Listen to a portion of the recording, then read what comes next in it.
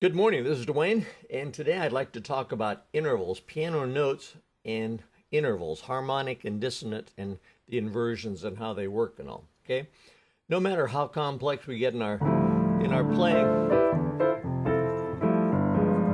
it all comes down to notes, piano notes, and we start with intervals, okay? We have chords, of course, but an interval is two notes, the distance between two notes, okay? So this is a second. That's a second because 1, 2, okay? This is a second too. It's a different kind of second, which we'll talk about in a minute, but it's a second. This, what do you think that is? That's a third, isn't it? 1, 2, 3. What's that? Fourth, fifth, sixth, seventh, and eighth. Okay, and that's a ninth, 10th, and so on, okay? But we'll stay within the confines of an octave today, okay? So let's get down to the difference between dissonant and consonant. Dissonant, of course, means it sounds harsh when played together, okay? And the dissonant intervals are seconds and seventh. They kind of grate on your nerves. A third is a harmonic interval, and a sixth is a harmonic interval. So there's two harmonic intervals. That's a harmonic interval, there's six. Harmonic, they're thirds, okay? So we have harmonic intervals of thirds and harmonic intervals of six, while we have dissonant intervals of seconds and sevenths. What about fourths and fifths? Well, they're technically called perfect intervals because they fit in each other's scale.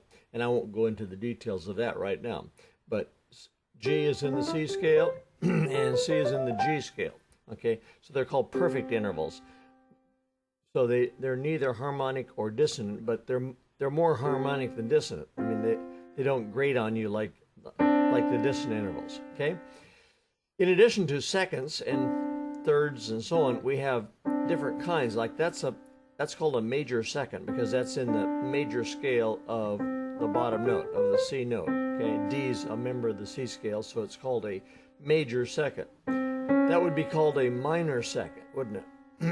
Okay, that's a third, so that would be a what? Minor third.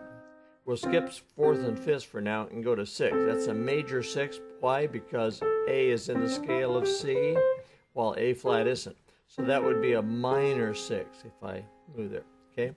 That's a seventh, and that's a minor seventh. Technically called that's a dominant seventh, but we won't go into that, okay? We'll just say it's a minor seventh for now, okay? Okay, so we have major thirds and minor thirds, major seconds and minor seconds. We also have augmented and diminished intervals. Like this is an augmented fourth, and this is augmented fifth. But if I start on the fifth and come down a half step, that's a diminished fifth. Okay? So we can have diminished intervals and augmented intervals as well as major and minor intervals. Four different kinds of intervals, in other words, of characters.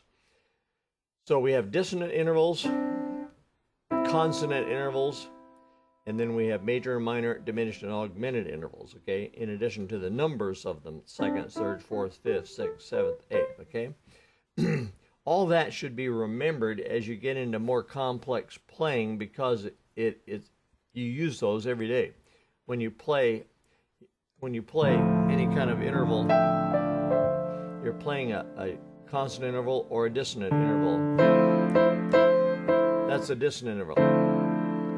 I like the sound because it's kind of complex, but that's a dissonant sound, isn't it? Okay, well, that's my little lesson for today. If you enjoy this kind of thing, this is all under the title of music theory, by the way. And you should learn as much music theory as you can because it helps in your piano playing or whatever instrument you play a great deal because you can understand what's going on instead of just, playing random notes.